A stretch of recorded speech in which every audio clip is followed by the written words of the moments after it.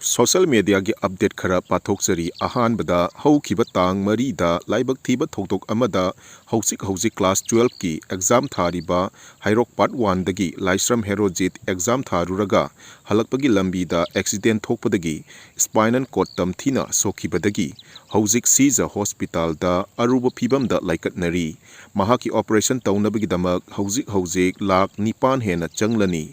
Maramsina pukchel chauraba miyamna makhada pijariba GPay number asida angamba mateng khajikta oirabasu pangbiu. Mahaki GPay number 8414029519 athoiba laisram.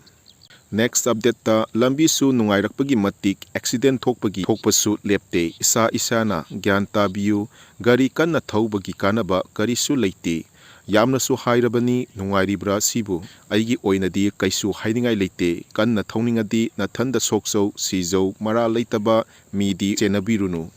Next update ta ngasi Arambai Tengol ga Southern Tangkhun Union Naga People Union Imphal Naga Student Union Valley amadi tongan ba leader singa corporate pinaduna thabak thoram kaya puminanaba mifam pangthokre. Next update ta Manipur gi maming chatlaba sumang lila gi saknairaba artist amasung director oiramba oza oinam thoibana laikhidabada nophategi timna thamoi sokna awaba phongtokchari oza gi thawai mirelna ingna chikna laikhinaba khurumjari. Next update ta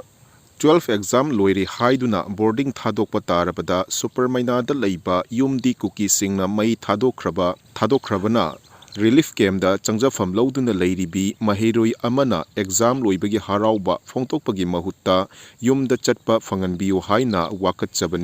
wakatkhre pau ama lobada phana nungaitaba phana awaba phibam amagi marakta changlabasu nongmata pi ira phawba chenkhide mahairoi asigi wakat tabadadi mahaki wakat kanana pibigadori kanana tabigani khanbada pi chenkhiba khanghaude aikhoina wabadi karisu khande tungi yumbina asumna wabasi dengba ngamde swaisidadi maril yaudraba mana tathireba singda warauribase.